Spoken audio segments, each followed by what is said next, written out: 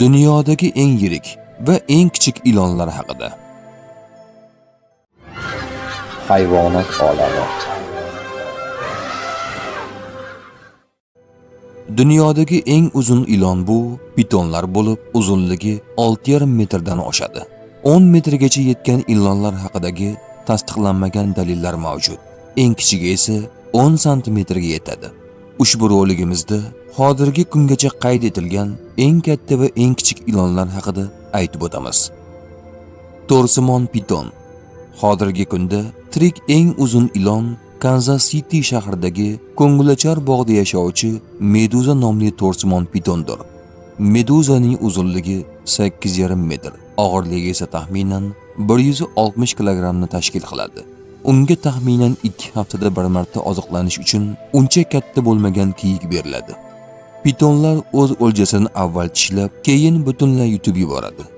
1912-yilda uzunligi 10 metrga yetgan rekordchi to'rsimon piton otib o'ldirilganligi haqida ma'lumot bor. Anakonda.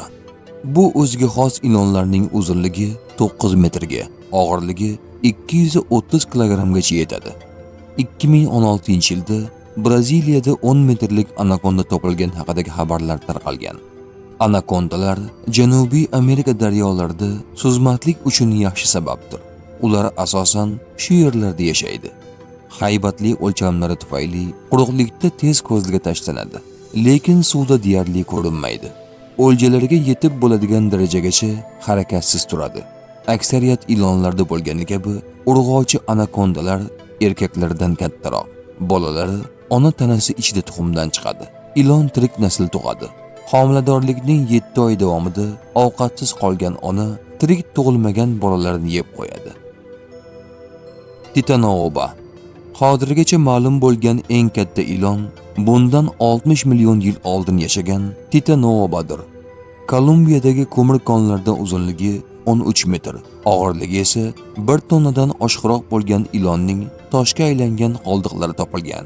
Olimlarning fikriga ko'ra, Titanoba o'z davrining o'ta xavfli yirtqichi bo'lgan va anakonda singari ko'p vaqtini suvda o'tkazgan. Jag'ining tuzilishi va ko'plab tishlari uning baliq tutgani, shuningdek timsohlar va toshbaqalar bilan oziqlanganini ko'rsatadi. Sayyoradagi eng mayda ilon. 2008-yilda Barbados orolida amerikalik biolog Blair H tomonidan kashf etilgan Barbados tor og'izli ilon sayyoradagi eng mayda ilon bo'lib, uning uzunligi bor yo'g'i 10 santimetrni tashkil qiladi. Bu ilonlar jigarrang, yaltiroq, tananing butun uzunligi bo'ylab bir xil diametrga ega va yomg'ir chuvalchangini eslatadi. Tor og'izli ilonlar tuzilishi tufayli o'z nomini olgan. Barcha vazifalarni tishlar joylashgan pastga harakatlanuvchi jag' bajaradi.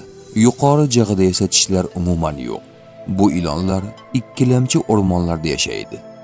Ular termitlar, chumolilar va ularning tuxumlari bilan oziqlanadi va yer osti, ovloq joylarda vaqt o'tkazishni afzal ko'radi. Yomg'ir chuvalchangi kabi uya qazishadi. Urg'ochisi ko'payish paytida bitta katta tuxum qo'yadi. Tug'ilgan ilon bolaning uzunligi 5 santimetrga yetadi.